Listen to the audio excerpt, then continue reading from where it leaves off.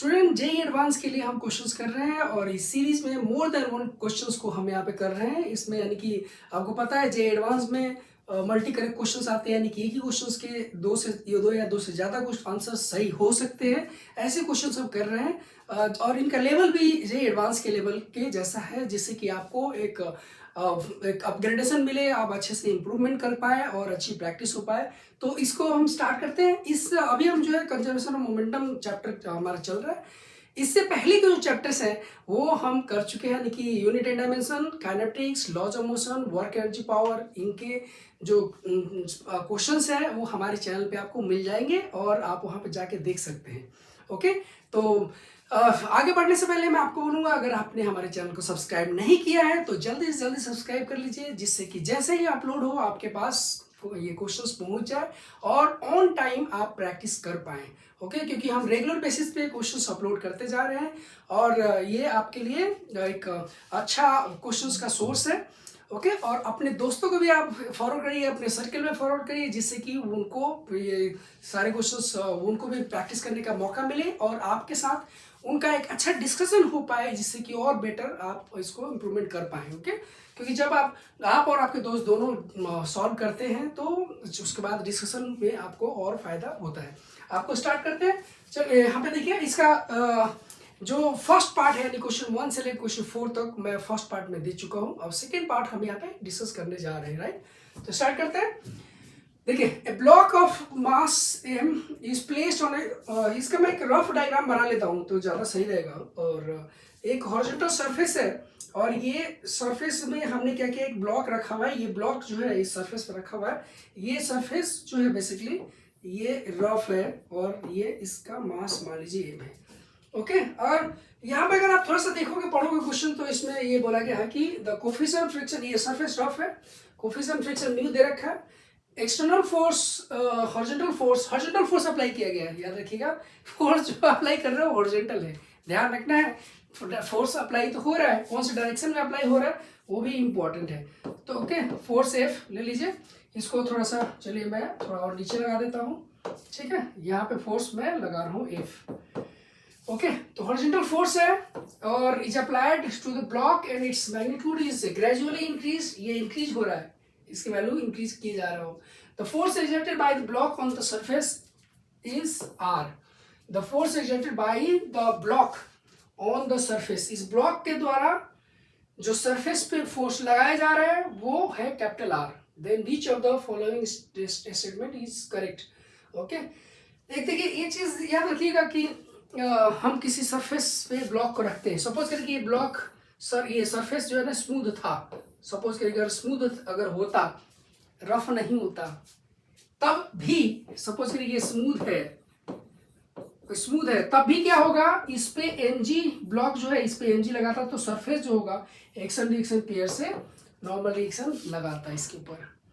कोई, क्योंकि फ्रिक्शन नहीं है यहाँ पे तो फ्रिक्शन नहीं लगता, लेकिन जिसपे नॉर्मल रिएक्शन जो है एमजी के बराबर होता है। और ये नॉर्मल रिएक्शन ही यहाँ के लिए आर है। आर है मतलब ये जो इन्होंने बोल रखा है, force exerted bye block on the surface is capital R. Okay, तो एक तरह से यहाँ पे जो ब्लॉक लगाता सरफेस के ऊपर वो किसके बराबर होता है, एमजी के बराबर होता है, और ये कैपिटल आर, यही कैपिटल आर होता है। ठीक है, राइट, तो ये कैपिटल आर के बराबर होता है, करेक्ट। लेकिन यहाँ पे जो फ्रिक्शन आ गया तो क्या हो जाएगा, फ्रिक्शन आया तो देखिए क्या होगा कि एक हॉरिजॉन्टल में भी फोर्स लगेगा, यानी कि एक मतलब ये सरफेस में भी एक फोर्स लगेगा। ओके, और एक तो यहाँ पे ग्रेविटेशनल फोर्स लग रहा है और साथ में फ्रिक्शन भी लगेगा। ओके, फ्रिक्शन लगेगा, इसका मतलब ये नहीं कि इसका मैक्सिमम वैल्यू में लगा दूं डायरेक्टली, नहीं। फ्रिक्शन क्या होता है, फ्रिक्शन सेल्फ एडजस्टिंग फोर्स है। धीरे धीरे आप जितना इसकी रिक्वायरमेंट होती है उतनी ही लगती है, जितनी रिक्वायरमेंट होगी।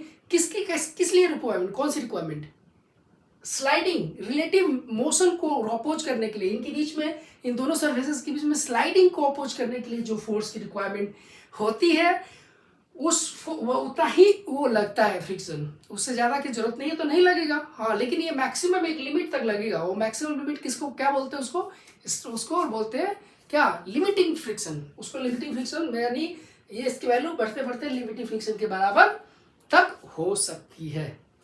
ओके, तो अब देखिए बात क्या है कि इन दोनों का जो रिजल्टेंट होता है ना, इन दोनों का रिजल्टेंट किसका, mg और फ्रिक्शन, इन दोनों का रिजल्टेंट जो होता है वही क्या होता है, वही होता है रिएक्शन फोर्स। रिएक्शन फोर्स मतलब कि जो इस अगर बोले कि सरफेस कितना रिएक्शन फोर्स लगा रहा है इस ब्लॉक के ऊपर, तो इन दोनों का रिजल्टेंट जो होगा ना उसका रिजल्टेंट ही होगा, मतलब इन दोनों का रिजल्टेंट किसका कितना होगा, ये होगा ये। अब इस आपको पता है कि ये कौन लगाएगा, ये एक तरह से ब्लॉक लगा रहा है सरफेस के ऊपर, तो सरफेस ब्लॉक के ऊपर लगाएगा। ओके, एक्शन रिएक्शन पेयर से हमेशा फोर्स पेयर में लगता है हमेशा, यानी इक्वल एक्शन रिएक्शन पेयर जो होते हैं इक्वल एंड अपोजिट होते हैं, इक्वल एंड अपोजिट फोर्सेज होते हैं। ओके, तो ये जितना फोर्स ये दोनों मिला के सरफेस पे लगाएगा उतना ये सरफेस इस ब्लॉक के ऊपर लगाएगा। आई बात समझ में। अब ये कितना है आर, तो आर इन दोनों का रिजल्टेंट है, मतलब आर जो होगा that is equal to under root of F square plus M G का होल स्क्वायर, राइट।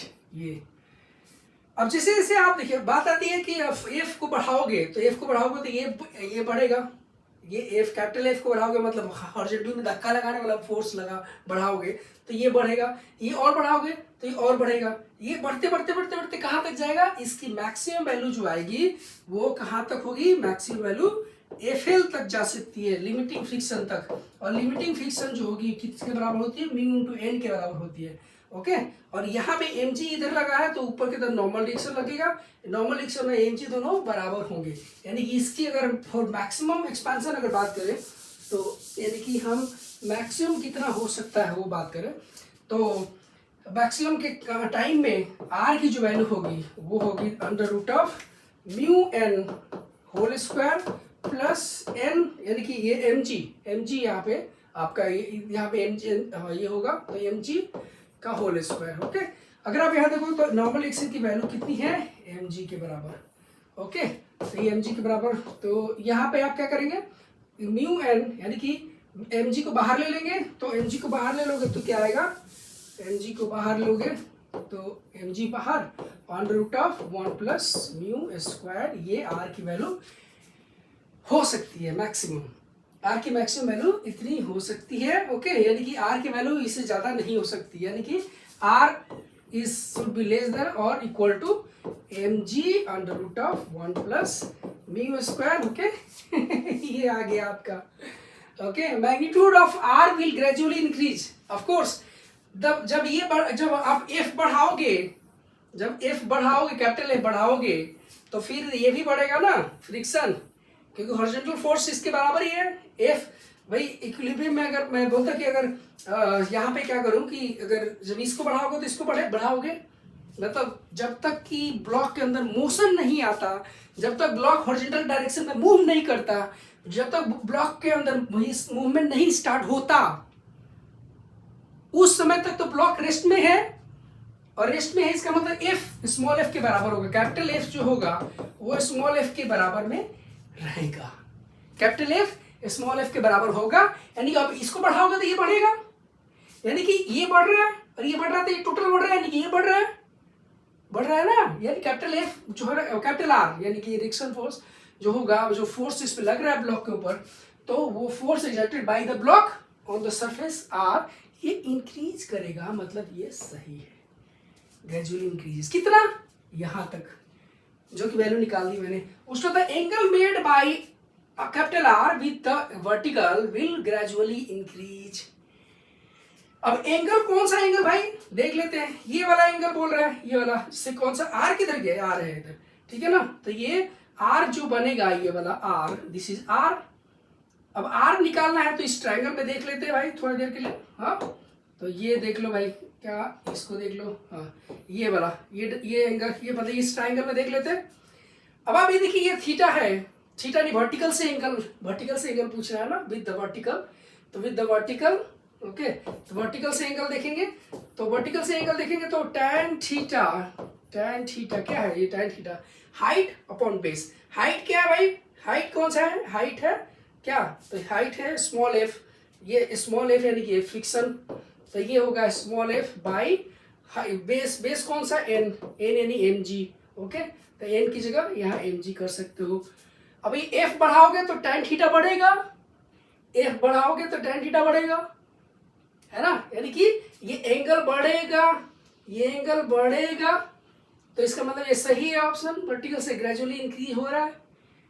अब ये कितना तक मैक्सिमम हो सकता है, तो ये मैक्सिमम फ्रिक्शन की मैक्सिमम कितनी हो सकती है वैल्यू बताइए, मैक्सिमम की फ्रिक्शन वैल्यू, फ्रिक्शन की मैक्सिमम वैल्यू इतनी हो सकती है, मतलब ये जो वैल्यू है वो हो सकता है tan theta equal to mu into N, mu into friction की मैक्सिमम वैल्यू, और यहाँ पे mg और n बराबर है तो यहाँ पे काट सकते हो, यानी कि यहाँ से tan थीटा की जो वैल्यू आएगी वो म्यू के बराबर आएगी, म्यू के बराबर आएगी, आई बात समझ में, तो ये भी सही होगा, राइट। और इसी को बेसिकली आप यहाँ पे देख सकते हो आराम से, ओके, जब वो चलना शुरू होगा तो म्यू के बराबर हो जाएगा, राइट। तो नेक्स्ट इसके बाद क्वेश्चन पे चलते हैं, होपफुली समझ में आ गया होगा। ये वाला क्वेश्चन देखते हैं एक बार, राइट, ये वाला क्वेश्चन देख लेते हैं, राइट। कंजर्वेशन ऑफ मोमेंटम आप पढ़ रहे हो, या ऐसे बोलूँ कि मैं इस चैप्टर को हम जो पढ़ रहे हैं अभी, उसके लिए उसमें आपको एक बहुत बेसिक चीज़ आपको पता होना चाहिए, ऑफ कोर्स हो गया होगा अब तक। अगर कोलिजन हो रहा है तो लीनियर मोमेंटम कंजर्व जरूर होगा, लेकिन एनर्जी, काइनेटिक एनर्जी कंजर्व हो ऐसा कोई जरूरी नहीं है, राइट। समझ में आई बात, मतलब लीनियर मोमेंटम जरूर कंजर्व होगा अगर कोलिजन हो रहा हो तो। मैं इसमें कोलिजन का टाइप अभी नहीं बता रहा हूँ, अभी नहीं बोल रहा हूँ कि भाई इलास्टिक है कि इन इलास्टिक है कि परफेक्टली इन इलास्टिक है, अभी तक मैंने नहीं बोला। बस कोलिजन हो रहा है तो लीनियर मोमेंटम कंजर्व होगा, राइट। लेकिन एनर्जी कंजर्व हो ऐसा नहीं बोल सकते, ऐसा काइनेटिक एनर्जी कंजर्व हो ऐसा नहीं बोल सकते आप, ठीक है। यहाँ पे हाँ, काइनेटिक एनर्जी भी कंजर्व होगा, कब, जब कोलिजन जो है परफेक्टली इलास्टिक कोलिजन हो, ओके, परफेक्टली इलास्टिक कोलिजन, या सिर्फ इलास्टिक कोलिजन में बोले तो बात एक ही आती है, तो राइट। तो ये चीज फैक्ट आपको याद रखना चाहिए, और ये हमेशा समझ में बात। तो देखिए कोलिजन में बेसिकली मोमेंटम का रीडिस्ट्रीब्यूशन होता है, लीनियर मोमेंटम रीडिस्ट्रीब्यूट होता है, राइट, रीडिस्ट्रीब्यूट होता है, लेकिन कंजर्व होता है पूरे सिस्टम का मोमेंटम, लीनियर मोमेंटम, ओके। अब यहाँ पे बात करते हैं किस क्वेश्चंस को देख लेते हैं। टू पार्टिकल्स दे रखा है, देखिए P का मास 2m है और Q का मास दे रखा है, इनिशियली इसका स्पीड 5u है और ये रेस्ट में दे रखा है, ओके, 2m। इनके बीच में खाली म्यूचुअल अट्रैक्शन है, म्यूचुअल ग्रेविटेशनल अट्रैक्शन है, यानी कि कोई एक्सटर्नल, पूरे सिस्टम अगर मानेंगे तो कोई एक्सटर्नल फोर्स नहीं है। एक्सटर्नल फोर्स अगर नहीं है तो लीनियर मोमेंटम कंजर्व कर सकते हैं, किया जा सकता है, ओके। सिर्फ इंटरनल फोर्स की वजह से लीनियर मोमेंटम कंजर्व होगा, एक्सटर्नल फोर्स नहीं होना चाहिए लीनियर मोमेंटम कंजर्व करने के लिए, right. T = 0, P is at rest, ये रेस्ट पे है, U इसका 0 कर लेते हैं, और इसकी स्पीड दे रखी है, ठीक है ना, और P and OQ is okay, P is at rest and Q is moving away from O with a speed this one at a later instant T equal to capital T, okay, किसी time capital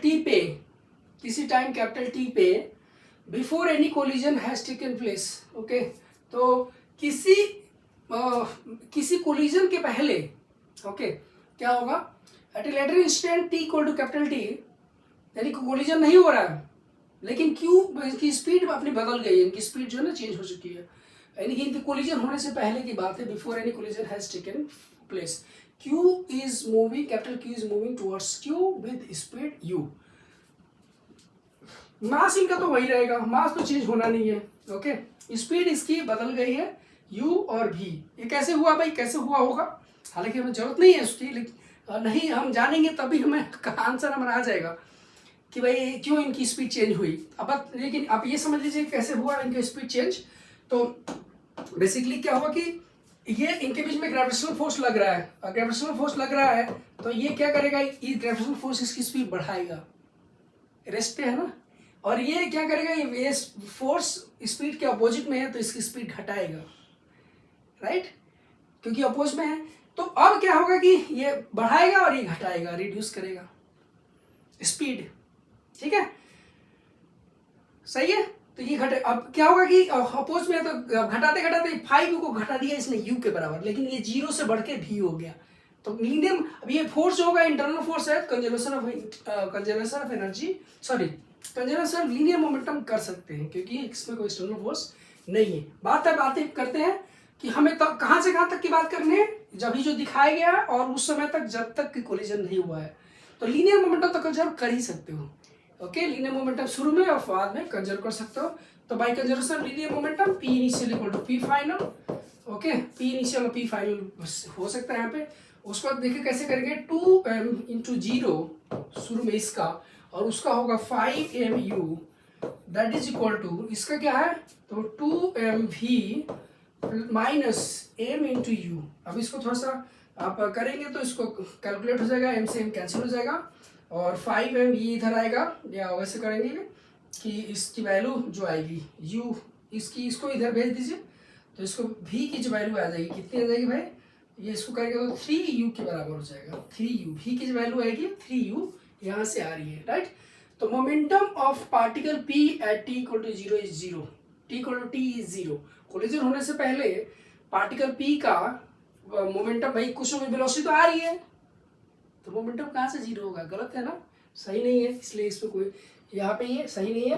अब बात है momentum of particle p at t equal to this one is 6mu। अब इस momentum निकाल लेते हैं इसका, तो इसका मोमेंटम निकालेंगे तो p of p, momentum of small मतलब इस p particle, capital p particle का मोमेंटम कितना, मास इंटू वेलोसिटी, 2m मास है और वेलोसिटी जो होती है वो 3u के बराबर है, यानी कि 6mu के बराबर है। सही है, 6mu बिल्कुल। Work done by the force of attraction during this one is this one. Okay, अब देखिए इसमें आप देख सकते हो जब उनके बीच में सेपरेशन ज़्यादा था, तो सेपरेशन ज़्यादा था, इनके बीच में फोर्स कम लग रहा था, लेकिन सेपरेशन जैसे से कम हुआ तो फोर्स बढ़ता गया, यानी फोर्स वेरिएबल है। यानी फोर्स अगर वेरिएबल है तो यहाँ पे अच्छा रहेगा आप वर्क एनर्जी थ्योरम लगाओ। कंजर्वेशन ऑफ एनर्जी लगाओगे तो उसमें क्या होगा कि वर्क डन निकालने में थोड़ा आपको मुश्किल होगी। सबसे अच्छा कि आप यहाँ पे कंजर्वेशन ऑफ नहीं, यहाँ पे वर्क एनर्जी थ्योरम लगा दो। वर्क एनर्जी थ्योरम में बीच में इंटरमीडिएट में क्या हो रहा है उससे कोई लेना देना नहीं है, इनिशियल और फाइनल स्टेट में डायरेक्टली हम डील कर सकते हैं। ओके, इनिशियल स्टेट और फाइनल स्टेट में डील कर सकते हैं। v की वैल्यू 3u आया। ओके, तो कंजर्वेशन ऑफ नहीं, वर्क एनर्जी थ्योरम लगाते हैं, ठीक है, वर्क एनर्जी थ्योरम लगा रहा हूँ। तो change in kinetic energy equal to work W all, और चेंज इन काइनेटिक एनर्जी क्या है, तो final kinetic energy, final kinetic energy होगी इसकी, final kinetic energy to half 2m into v square क्या 9 3u का square plus half, okay plus half इस किसका है, ये p का, उसका q का half m into u, that is equal to work done by all forces. कौन सा है इनके बीच में, बेसिकली ग्रेविटेशनल फोर्स ही है, अट्रैक्शन फोर्स है और कुछ तो नहीं है। तो यहाँ पे दैट इज, यहाँ पे इसको थोड़ा सा कैलकुलेट करोगे आप तो आपको कुछ मिल जाएगा, इसको कैंसिल कर दीजिए और ये कितना होगा 9 प्लस ये होगा कितना 9। अच्छा एक और चीज़ है, ये तो फाइनल काइनेटिक एनर्जी है, इनिशियल काइनेटिक एनर्जी लिखना पड़ेगा आपको। तो यहाँ पे इनिशियल काइनेटिक एनर्जी भी लिखना चाहिए मुझे, जो कि यहाँ पे एक स्टेप में करेक्शन कर देता हूँ मैं, ठीक है। माइनस ये फाइनल काइनेटिक एनर्जी है और इनिशियल काइनेटिक एनर्जी ये है, तो that is equal to half m into 5u का स्क्वायर। ओके, तो ये 25 बाय, अब इसको करेंगे तो देखिए कितना आएगा 9, ये आएगा 9/2, ओके, यानी कि 4.5 mu स्क्वायर माइनस ये 25/2 यानी कि 12.5 mu square. Okay, that is equal to change in kinetic energy. Okay, मतलब that is equal to work done by all forces. Okay, work done by, this is the work done by all. अब ये देखोगे तो ये कितना आएगा, तो minus आएगा, यानी कि कितना है भाई, ये माइनस जो है ना, ये वर्क डन कितना आया, इसको आप देखोगे तो थोड़ा सा नहीं, कुछ कैलकुलेशन में नहीं, यहाँ पे कैलकुलेशन थोड़ा सा आपको सही करना पड़ेगा। 9 है, ये 9 है, इसको चेक करिएगा, तो ये बेसिकली 9 है ये, और ठीक है 9 कर रहा हूँ यहाँ पे, और 9 प्लस 9.5 है बेसिकली, ठीक है ना, 9.5 है ये, 9.5, और ये तो ये W ऑल, इसको करेंगे तो W all that is equal to work done by all forces, that is equal to minus 3mu के बराबर, यू स्क्वायर के बराबर। ओके, mu स्क्वायर के बराबर आएगा। तो ये आप यहाँ से देख सकते हो कि ये वाला जो चीज़ है ना माइनस 3mu के यू, ये आपका आंसर आ जाएगा वर्क डन भी। और force is equal to minus 3mu square, right. तो बस ये जो चेंज काइनेटिक एनर्जी में जो चेंज आ रहा है वही आपका वर्क डन में चला जाएगा, राइट। जो भी काइनेटिक एनर्जी में चेंज आ रहा है वही वर्क डन में चला जाएगा। यहाँ पे एक चीज बस ध्यान देना है आपको। अगला क्वेश्चन देखते हैं, ठीक है, अगला क्वेश्चन देखते हैं। तो ठीक है, which of the following statement is correct, is are correct in head on collision of two bodies of equal mass. तो इस वाले में अगर बोल रहा है कि देखिए इस वाले में हेड ऑन कोलिजन हो रहा है, दोनों का सेम मास है m और ये दोनों का इन head on collision elastic collision of two bodies of equal mass velocities of colliding bodies interchange. तो जो u है और v है, जब ये इलास्टिक कोलिजन होता है तो ऑफ कोर्स बिल्कुल सही बात है, इनका जो वेलोसिटी जो होता है just before and after collision, before and after, इसकी वेलोसिटी v हो जाएगी और इसकी वेलोसिटी u हो जाएगी। Just before and just after collision velocity interchange हो जाती है, बिल्कुल सही बात है। In case of elastic collision kinetic energy remain conserved before collision and during collision. नहीं, ड्यूरिंग कोलिजन बोल रहा है। ड्यूरिंग कोलिजन में एनर्जी कंजर्व नहीं होती है। क्या होता है देखिए, बेसिकली जब ये सपोज कर ये एक बॉडी है और दूसरी बॉडी है, अब ये कोलाइड जो हो रहे हैं, कोलिजन जब इनके बीच में होगा तो क्या होगा, ड्यूरिंग कोलिजन देखिए conservation of energy just before and just after collision तो होता है अगर इलास्टिक कोलिजन है तो, लेकिन ड्यूरिंग कोलिजन कंजर्व नहीं होगा। क्यों नहीं होगा भाई? तो सपोज करें कि ये u है और ये v है, काइनेटिक एनर्जी निकाल लिया हमने, इनिशियल काइनेटिक एनर्जी हमने निकाल ली दोनों को मिला के।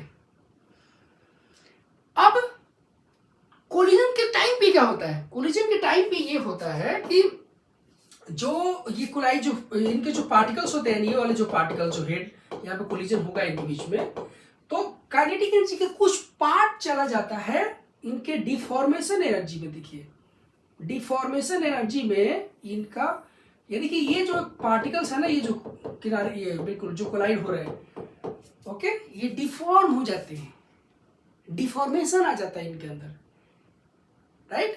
इनके अंदर डिफॉर्मेशन आ जाता है कि अब डिफॉर्मेशन जब आएगा तो क्या होगा, काइनेटिक एनर्जी का कुछ पार्ट डिफॉर्मेशन पोटेंशियल एनर्जी में चला जाता है। काइनेटिक एनर्जी का कुछ पार्ट डिफॉर्मेशन पोटेंशियल एनर्जी में चला जाता है।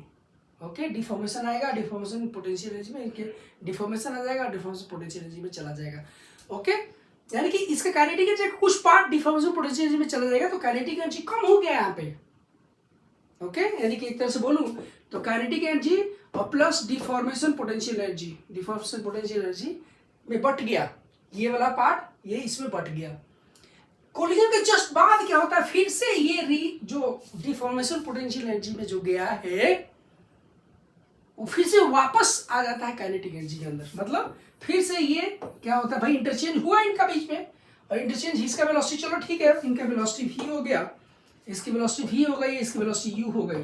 तो होता क्या है कि कुछ डिफॉर्मेशन एनर्जी इससे यहाँ पे आ जाएगी और यहाँ से यहाँ आ जाएगी। ऐसे बोलो कि जो डिफॉर्मेशन एनर्जी में जो गया है एनर्जी फिर से रीस्टोर हो जाएगा, और यहाँ पे वेलोसिटी की चेंज हो गई, लेकिन जो डिफॉर्मेशन एनर्जी में जो एनर्जी गया था वापस काइनेटिक एनर्जी में चला आएगा। तो ये पूरे सिस्टम का काइनेटिक एनर्जी पहले के बराबर तो हो जाएगा, यानी कि ऐसे बोलो कि के फाइनल और के इनिशियल बराबर तो होंगे, यानी कि just before just after energy conserve होगा काइनेटिक एनर्जी, लेकिन ड्यूरिंग नहीं होगा। तो वो चीज यहाँ पे ये चीज नहीं आएगी। इन case of elastic collision momentum is conserve before and during the collision. Of course देखिए कोलिजन जो होता है, मतलब जब कोलिजन होता है तो मोमेंटम जो है ना हर समय कंजर्व होता है, पूरे सिस्टम का मोमेंटम जो है कंजर्व होता है। ओके, अगर वो क्योंकि बेसिकली रीडिस्ट्रीब्यूशन हो रहा है, तो रीडिस्ट्रीब्यूशन हो रहा है तो पहले और आफ्टर और ड्यूरिंग कोलिजन तभी मोमेंटम कंजर्व होगा, एनर्जी नहीं। क्योंकि यहाँ पे देखिए एनर्जी डिफॉर्मेशन में चला गया, वहाँ पे नहीं जाता। मतलब वहाँ पे क्या होता है, मोमेंटम रीडिस्ट्रीब्यूट होता है, तो हर समय वो कंजर्व होता है, ये चीज़ याद रखिए। उसके बाद इन case of oblique collision of two bodies of equal masses, velocities of colliding bodies interchange. Okay, अगर ये होगा, सपोज करें कि ये एक बॉडी है ऐसे जा रही है और दूसरा एक बॉडी है, ओके, वो भी ऐसे जा रही है या ऐसे आ रही है सपोज करिए, तो ये कोलिजन जो होता है इनके बीच में इस तरह से, ये ओब्लिक कोलिजन होता है। और ओब्लिक कोलिजन में ये क्या होगा कि अब इक्वल मास, दोनों का मास अगर इक्वल है, सपोज करिए इक्वल है, तो क्या बोल रहा है, in case of bodies oblique elastic collision of two bodies of equal masses, velocity of colliding bodies interchange नहीं, velocities of colliding body interchange नहीं होता है। बेसिकली क्या होता है, जब हम ओब्लिक कोलिजन की बात करते हैं तो मोमेंटम इनका कंजर्व होता है। कौन सा मोमेंटम, मतलब ये जो लाइन ऑफ कांटेक्ट है ना, मतलब लाइन ऑफ कांटेक्ट है, समझ आई बात, तो ये इन दोनों के सेंटर के बीच में जो लाइन हो गई, कॉमन नॉर्मल के अलोंग ही मोमेंटम कंजर्व होता है। यानी कि वेलोसिटी जो हम कंजर्व यहाँ पे कंजर्वेशन में लगाते हैं, इसके दो कंपोनेंट कर दीजिए इस वेलोसिटी के, इधर और एक इधर, उसके बाद इसके भी दो कंपोनेंट कर लीजिए, एक इधर और एक इस तरफ, राइट। तो कंजर्वेशन में कौन सा यूज होता है, ये कंजर्वेशन में यूज होता है ये वाला, ये और ये वाला पार्ट, ठीक है। ये कौन सा पार्ट यूज नहीं होगा, तो ये आपका जो ना, ये मतलब अच्छा इसका कंपोनेंट, ये वाला कंपोनेंट इधर नहीं होना चाहिए था, थोड़ा सा इसको ठीक कर लेता हूँ ना। तो एक इधर है तो एक इसका परपेंडिकुलर होगा, दो कंपोनेंट होते हैं ना, एक कंपोनेंट इधर है तो दूसरा इसका परपेंडिकुलर होगा। ये है इसके कंपोनेंट इधर किया मैंने, तो एक मतलब इस लाइन के अलॉन्ग, तो एक परपेंडिकुलर, ठीक है। तो ये और ये तो कंजर्वेशन ऑफ लीनियर मोमेंटम में पार्टिसिपेट करेंगे, यानी कंजर्व होगा लीनियर मोमेंटम उनकी वजह से। लेकिन ये और ये जो इस लाइन ऑफ ज्वाइनिंग के परपेंडिकुलर है वो कंजर्व नहीं होगा, ठीक है, ये चीज़ ध्यान रखेंगे। तो ये आपका चीज़ गलत हो जाएगा, यानी कि उस पर ऑब्लिक कोलिजन में ये चीज़ नहीं होगा, राइट। अब इसके बाद आते हैं अगला क्वेश्चन, राइट। तो ये क्वेश्चन है इस तरह का, देखिए एक रॉड रखा हुआ है इस बार, और रॉड रखा हुआ है तो यहाँ पे एक रॉड रख दिया गया, और ये बेसिकली ये इसका सेंटर ऑफ मास है, एक तरह से ये वाला सेंटर ऑफ मास है बेसिकली, ये वाला, ठीक है ना, ये इसका मास है, ये वाला जो है ना, ये सेंटर ऑफ मास है इसका, ये वाला बेसिकली ये वाला सेंटर ऑफ मास समझिए, ये सी है, ओके, सी है सेंटर ऑफ मास। तो a uniform rod of mass m and length L is placed in gravity free space, and linear momentum J is given to the rod at a distance, this one, from the center and perpendicular to the rod. Point A is at a distance L by 3 from the center as shown. होता क्या है कि rod पे जब आप ये करते हो, रॉड में जब इम्पल्स देते हो, लीनियर जब इम्पल्स दिया जाता है उसको, तो वो क्या करेगा, अगर फ्री है मूव करने के लिए, जैसे ये रॉड है और ये फ्री है मूव करने के लिए, तो आप अगर इस तरह से अगर इम्पल्स दे रहे हो, इसको जर्क देना या इम्पल्स देना बोलते हैं, ये इम्पल्स दे रहे हो या जर्क दे रहे हो, तो ये ऐसे घूमेगा, ऐसे घूमते हुए और आगे जाएगा, यानी कि एक तरह से ये सेंटर ऑफ मास आगे बढ़ेगा और उसकी वेलोसिटी क्या होगी, VCM, और साथ में ये क्या करेगा, तो ये रोटेट करेगा, ये सेंटर ऑफ मास के अबाउट जो है ना, ये रोटेट करेगा, ये सेंटर ऑफ मास के अबाउट ये रोटेट भी करेगा, और ये रोटेट जो करेगा वो ओमेगा से, ओके। अगर ये फ्री है रोटेट करने के लिए, कहीं पे भी हिंज नहीं किया है, यानी कि भाई हिंज होता तो अगर ऐसे मारोगे तो कैसे एक ही जगह घूमेगा, एक ही जगह घूमेगा। तो अगर हिंज नहीं है, फ्री है मूव करने के लिए, ऐसे फ्री है मूव करने के लिए, तो लीनियर मोमेंटम आप आराम से कंजर्व करा सकते हो, क्योंकि इस पर कोई एक्सटर्नल फोर्स नहीं लग रहा है। आप इम्पल्स दे दिया, लेकिन अगर मैं कोई हिंज किया होता तो वो हिंज क्या करता, हिंज इसको आगे बढ़ने से रोकता, एक्सटर्नल फोर्स इस पर लगाता, एक्सटर्नल फोर्स लगाता तो मोमेंटम कंजर्व नहीं कर सकते थे, लेकिन यहाँ पे कर सकते हो, क्योंकि एक्सटर्नल फोर्स नहीं है, क्योंकि हिंज नहीं लगाया आपने, फ्री मूव करने के लिए, तो एक्सटर्नल फोर्स नहीं है, तो लीनियर मोमेंटम कंजर्व होगा before and after momentum. Before and after collision, right. दूसरा चीज क्या कि ये रोटेट भी कर रहा है, तो रोटेट कर रहा है। और एक चीज है कि यहाँ पे जब इम्पल्स मार रहे हो, दे रहे हो, तो ये इम्पल्स क्या करेगा, एंगुलर इम्पल्स पैदा करेगा, एंगुलर इम्पल्स। तो ये क्या होगा, रोटेट कर रहा है, तो हम एंगुलर मोमेंटम भी कंजर्व करा सकते हैं, क्योंकि यहाँ पे एक्सटर्नल टॉर्क नहीं है, एक्सटर्नल टॉर्क नहीं है। एक्सटर्नल टॉर्क अगर नहीं है तो हम क्या कर सकते हैं, एंगुलर मोमेंटम भी कंजर्व करा सकते हैं यहाँ पे, राइट। अब बात करते हैं, तो देखिए लीनियर मोमेंटम कंजर्व कर रहे हैं, तो J equal to, basic linear momentum क्या है, लीनियर मोमेंटम कैसे क्या लिखते हो भाई, J equal to M F into D T, यही तो लिखते हो। अगर वेक्टर फॉर्म में लिखे तो इस फॉर्म में लिखते हो, या फिर चेंज इन मोमेंटम लिखते हो, या फिर क्या लिखते हो, final momentum into initial momentum minus m u, यही तो लिखते हो ना, एम यू, यही तो लिखते हो, ये लिखते ना। तो बेसिकली ये J is nothing but change in momentum, change in linear momentum, right, change in linear momentum. तो फाइनल मोमेंटम इसका जो होगा रॉड का, वो मास कितना दे रखा है, एम दे रखा है, तो एम इंटू वी सी एम। तो यहाँ से आपको वी सी एम निकल आता है, वी सी एम की वैल्यू जो है J by small M, okay, ये आपका वी सी एम। वो तो speed of centre of rod is J by M, सही बात है। Speed of point A is zero, A कौन सा, ए, अब ये देखिए ये वाला पॉइंट जो है ना, वो सेंटर से अलग है, सेंटर से अलग है। तो सेंटर से अलग है तो क्या होगा, वो एक सर्कल में घूमेगा, मतलब ये सेंटर तो घूमेगा, और लेकिन साथ के साथ में सेंटर के साथ ऐसा घूमेगा, ये तो घूमेगा लेकिन साथ में सेंटर के साथ ऐसे घूमेगा। तो ये वाला पॉइंट जो इस तरह से, ये इस तरह से सर्कल में घूमेगा, आई बात समझ में, सर्कल में घूमेगा, समझ में। लेकिन अब सर्कल में घूमेगा तो देखिए इस पार्टिकल के पास सर्कल में घूमेगा, तो सर्कल में तो घूम रहा है, साथ में रॉड आगे भी बढ़ रहा है, तो इस सर्कल में घूम रहा है, तो इस टेंजेंशियल वेलोसिटी भी होगी, और साथ में एक सेंटर मास के पास जो वेलोसिटी होगी वो भी होगी, दो चीज होगी इसके पास। भाई ये रॉड जो है ट्रांसलेशन वेलोसिटी कर रहा है, तो ट्रांसलेशन वेलोसिटी कर रहा है, तो उसकी वेलोसिटी कितनी होगी, VCM। VCM जो सेंटर मास के पास वेलोसिटी होगी, वो हर पार्टिकल के पास वेलोसिटी होगी। सेंटर मास जो वेलोसिटी है वो लीनियर वेलोसिटी ले रहे हो, और वो हर पार्टिकल के पास होगी, ओके। और ये घूम रहा है, यानी कि सर्कुलर मोशन कर रहा है, यानी रोटेशनल मोशन कर रहा है अपने सेंटर मास के अबाउट, तो टेंजेंशियल वेलोसिटी भी होगी, यानी कि यहाँ से ये जो भी डिस्टेंस होगा वो r omega,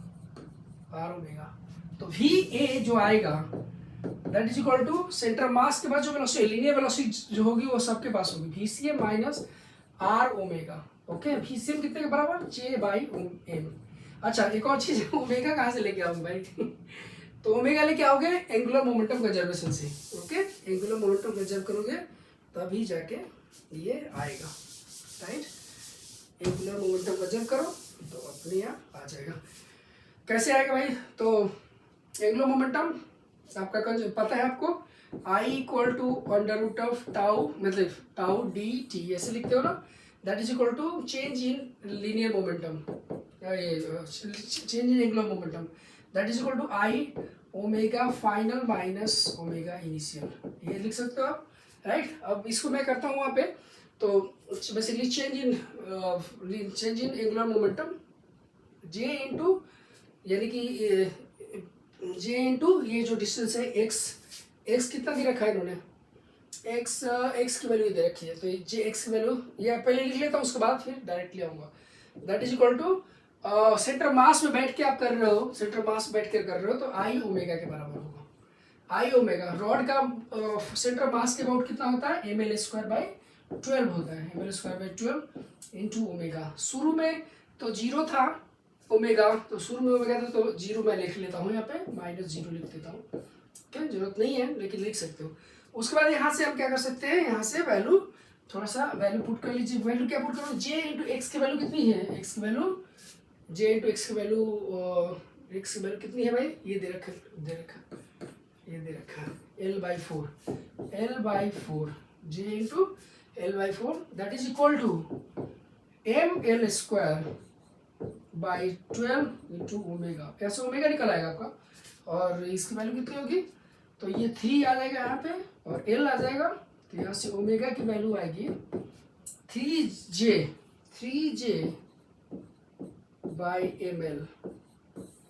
okay, 3J/ml।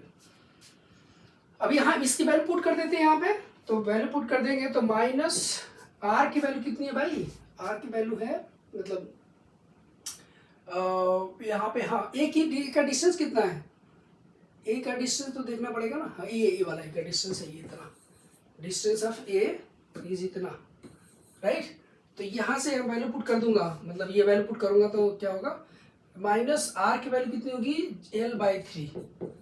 L/3 okay, and ये आपका क्या है आर ओमेगा, तो इंटू 3J/ml ओके, 3J/ml। अब ये इसके बाद यहाँ से L से L काट दीजिए और 3 से 3 कट गया, 3 से 3 कट गया, तो यहाँ से आपको देखोगे तो कितना आएगा, 0 आ रहा है ओके। तो VFA इक्वल टू 0 आ रहा है, तो बिल्कुल सही है, स्पीड ऑफ ए इज 0। उसके बाद speed of upper end of rod is, अब जैसा आपने इसका निकाला है, ए का निकाला है, वैसे ही इसका भी निकल जाएगा। कैसे निकलेगा, तो देखिए ये घूमेगा तो ऐसे ना, और साथ में ऐसे आगे जाएगा, तो इसके पास ऐसे घूमेगा, तो ये वाला पॉइंट कैसे घूमेगा भाई, ये घूमेगा इस तरह से, ये घूमेगा तो ऐसे, राइट। ये सेंटर ऑफ मास ऐसे आगे जा रहा है, तो ये भी VCM और साथ में इधर R ओमेगा कितना, मतलब L/2 इंटू ओमेगा। तो यहाँ पे जो V वैल्यू आएगी इसकी, इस पॉइंट की जो V आएगी, वो आएगी V upper that is equal to V minus L/2 omega okay. Value put करिए और देखिए आपको ये वैल्यू आ जाएगी, ठीक है। क्या किसकी वैल्यू पुट करूँ, ओमेगा की वैल्यू पुट करिए, यहाँ पे ओमेगा की वैल्यू यहाँ पे पुट करिए, तो ये वैल्यू पुट इतनी आ जाएगी। Speed of lower end of rod, lower and की बात करते हैं, तो देखिए ऐसे घूमेगा तो ये वाला पॉइंट इस तरफ चलेगा, तो यहाँ पे ऑलरेडी सेंटर ऑफ मास की वेलोसिटी है और साथ में एक R ओमेगा रहेगा, तो V लोअर जो होगा वो होगा क्या, VCM, यहाँ पे भी CM होगा प्लस L/2 ओमेगा, ये दोनों ऐड हो जाएगा नीचे वाले पॉइंट पे, ऊपर वाले में सब्ट्रैक्ट हो जाएगा, राइट। तो ये वैल्यू आपको मिल जाएगी, राइट। तो ये क्वेश्चन अच्छा क्वेश्चन है और ये सारे क्वेश्चंस अच्छे हैं, होपफुली आपको एडवांस में आपको काफ़ी हेल्प मिलेगा। क्वेश्चंस को प्रैक्टिस करिए, अपने दोस्तों के पास भेजिए और उनके साथ डिस्कशन करिए, और ज़्यादा से ज़्यादा लोगों को ये शेयर करिए, जिससे कि ज़्यादा से ज़्यादा क्वेश्चंस, ज़्यादा से ज़्यादा लोग इसको फ़ायदा उठा पाए ओके। अच्छे क्वेश्चंस हैं, और अपने दोस्तों को से इसको फॉरवर्ड करके और इसको सब्सक्राइब करिए, राइट। और इसके नेक्स्ट चैप्टर का वीडियो हमारा जल्दी ही आ जाएगा, आपको अवेलेबल हो जाएगा, आपको बहुत ही कम टाइम के अंदर ओके, कल ही आपका आ जाएगा ये ओके। Thank you.